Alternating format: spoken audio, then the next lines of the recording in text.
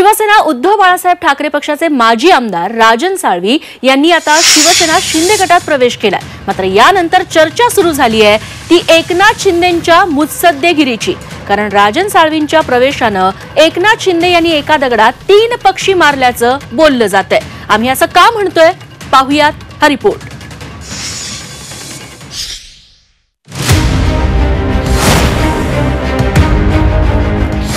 एकनाथ शिंदेंचे एका दगडात 3 पक्षी। शिंदेंचा ठाकरेंना धक्का, भाजपला चकवा, सामंतांना चेकमेट। साळवींच्या प्रवेशाने रत्नागिरीत समीकरण बदलणार।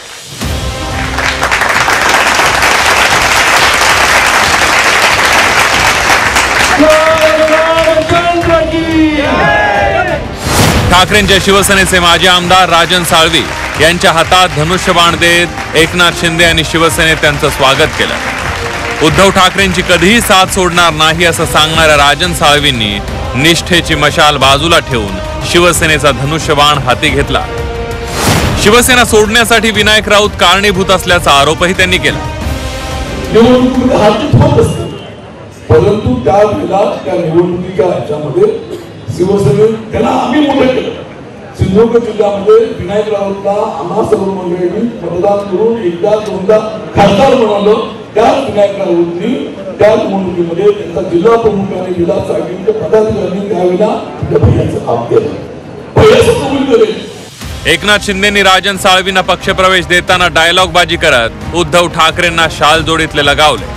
त्यांच्या विचारांना लागली वाढली म्हणून इकडे आले राजन साळवी। शोलेमधला एक डायलॉग होता, मैं अंग्रेज जमाने का दिलर हुआ था, आसरानी म्हणायचा, आधे इधर जाओ आधे उधर जाओ, बाकी मेरे पीछे आओ। पीछे बघितलं तर कुछ नहीं है। साळवी यांच्या पक्षप्रवेशाला कोणती आडकाठी आणली नसल्याची प्रतिक्रिया उद्योगमंत्री उदय सामंत यांनी दिली आहे। एकनाथ शिंदेंचे हात बळकट करण्यासाठी कोणतीही तडजोड करण्यास तयार असल्याचं यावेळेला सामंत यांनी सांगितलं।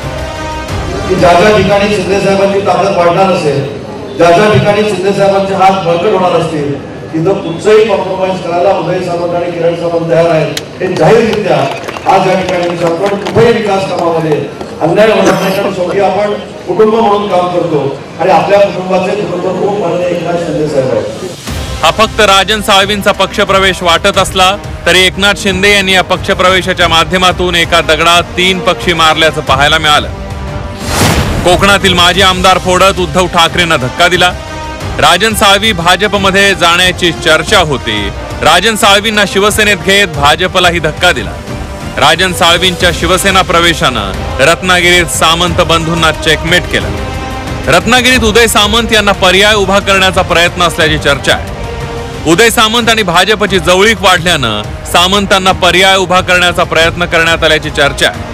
उदय सामंत उपमुख्यमंत्री होणार असल्याच्या चर्चांमुळे शिवसेनेत नाराजी होती, त्यामुळे उदय सामंत यांना चेकमेट केल्याची ही चर्चा आहे। राजकारणात 1+1 2 होईलच असं नाही, कधी कधी ते 11ही होण्याची शक्यता असते। त्यामुळे एकनाथ शिंदे आणि राजन साळवींच्या एका पक्षप्रवेशानं एकाच दगडात 3 पक्षी मारल्याचं पाहायला मिळत आहे। ब्युरो रिपोर्ट, झी 24 तास, मुंबई।